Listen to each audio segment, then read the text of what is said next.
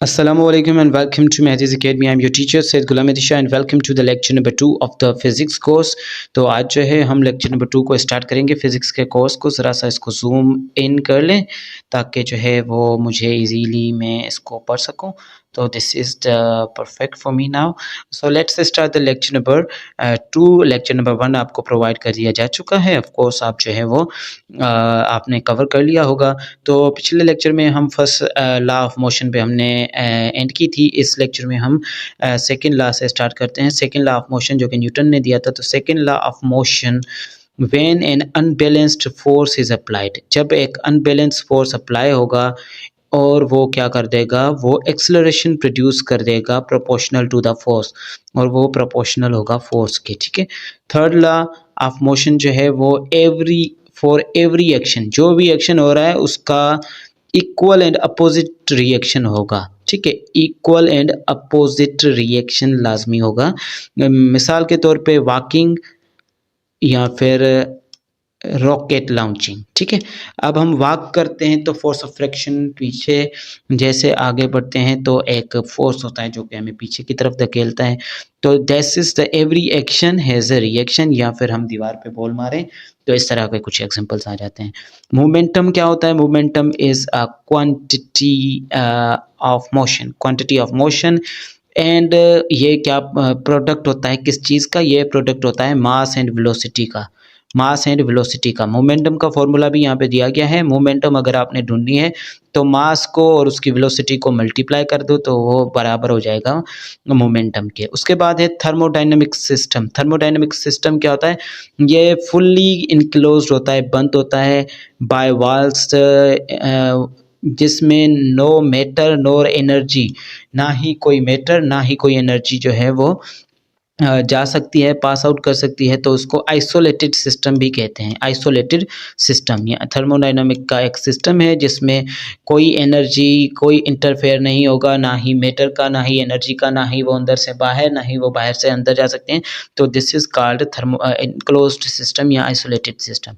Okay, उसके बाद है 55 नंबर पे point, the law of conversion of mass. ये क्या मेंशन करता है? Law of conversation of mass जो है ये मेंशन करता है that momentum remains constant, movement remains constant if no external force is acting on system. अगर किसी सिस्टम पे एक्सटर्नल फोर्स जो है वो अप्लाई नहीं हो रहा तो मोमेंटम कांस्टेंट रहेगी। अपोजिंग फोर्स को हम क्या कहते हैं? Opposing force produce during motion. अब हम मोशन कर रहे हैं तो अपोजिंग फोर्स, ये मैं इस तरह जा रहा हूँ तो कोई फोर्स जो है मुझे इस तरह लाजमी धकेल रही है तो उस फोर्स को हम फोर्स ऑफ फ्रिक्शन कहते हैं। ठीक है। व्हेन लिक्विड और गैसेस फ्लो, जब लिक्विड और गैस फ्लो करते हैं फ्रिक्शन इन्वॉल्व्ड, तो फ्रिक्शन वहाँ पे इन्वॉल्व होती है। जैसे कि ये सपोज करें ये एक ट्यूब है, इसमें लिक्विड फ्लो कर रहा है तो एक फोर्स उसी लिक्विड को इस तरफ भी धकेल रहा होता है, तो इसको विस्कोसिटी कहा जाता है। इसको क्या कहा जाता है? गाढ़ापन या फिर विस्कोसिटी आप कह सकते हैं उसका, विस्कोसिटी। ओके, उसके बाद हम नेक्स्ट पॉइंट को देखेंगे जो कि है the ratio of limiting friction. Limiting friction to the normal friction is called coefficient of friction, जिसको ये आप इस तरह से फॉर्मूला भी दिया गया है, इस तरफ से आप मालूम कर सकते हैं लिमिटिंग फ्रिक्शन और नॉर्मल फ्रिक्शन के रेशियो को। उसके बाद आता है two dimensional motion. Two dimension motion जो होती है हमारे पास कब होती है? जब एक्स एक्सिस और वाई एक्सिस, यानी कि एक चीज़ जो है एक्स एक्सिस पे भी और वाई एक्सिस पे भी मूव करे तो उसको हम टू डायमेंशनल मोशन कहते हैं। फॉर सपोज हम इसको y और इसको x सपोज करें और z डायरेक्शन, यहाँ पे z 3 डायमेंशन होती, 3 डायमेंशन, तो यहाँ पे टू डायमेंशनल मोशन यानी इस तरफ भी जा रही हो और इस तरफ भी, तो यहाँ पे हम जो है x axis and y axis पे जो चीज़ मूव करे उसको two dimensional motion. Projectile motion occurs when an object with initial velocity moves under gravity at an angle to the horizontal. ठीक है, प्रोजेक्टाइल मोशन कब होता है? जब एक object initial velocity moves under the gravity and angle बनाए लेकिन horizontal बनाए। ठीक है, फॉर एग्जांपल यहाँ पे एक लाइन है और कोई चीज़ ऐसे हॉरिजेंटल तय करे रास्ता, लेकिन क्या बनाए? एंगल बनाए ग्रेविटी के साथ, अंडर द ग्रेविटी, तो इसको हम बोलेंगे प्रोजेक्टाइल मोशन। सर्कुलर मोशन कुछ इस तरह से होती है जब ऑब्जेक्ट मूव करता है एक सर्कुलर पाथ में कांस्टेंट वेलोसिटी के साथ, कांस्टेंट वेलोसिटी के साथ। ठीक है, angle made by a body in a circular motion. अब एक एंगल भी जाहिर सी बात है सर्कुलर सर्कल में मोशन हो रही तो एंगल भी बनेगा, तो उसको बोलेंगे एंगुलर डिस्प्लेसमेंट, एंगुलर डिस्प्लेसमेंट बोलेंगे और उसको फिर हम रेडियन में मेजर करते हैं, ठीक है। The rate of change of angular displacement per unit time, उसको फिर एंगुलर वेलोसिटी कहा जाता है। एंगुलर एक्सेलरेशन कहा जाएगा is the rate of change of angular velocity with respect to time, okay.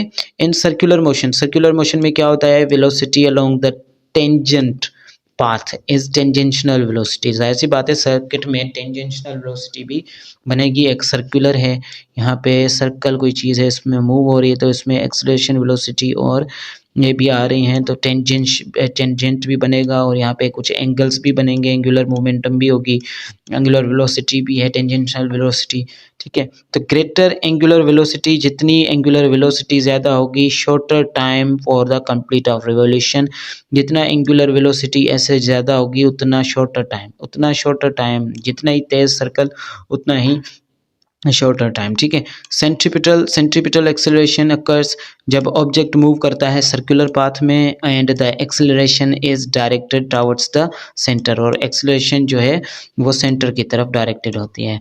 Force acting towards centre in circular motion is called centripetal force. ये definitions लाजमी याद कर लें, ये मेन और काम की चीज़ें हैं। Turning effect of force on a body is called torque, उसको क्या बोलेंगे, torque. Perpendicular distance from line of action से मूवमेंट आर्म तक जो आ जाएगा हमारे पास डिस्टेंस, परपेंडिकुलर डिस्टेंस, ठीक है, परपेंडिकुलर डिस्टेंस, तो उसको हम क्या बोलेंगे, उसको बोलेंगे मूवमेंट आर्क, और टॉर्क बराबर होता है फोर्स एंड मूवमेंट आर्क के, ठीक है, मूवमेंट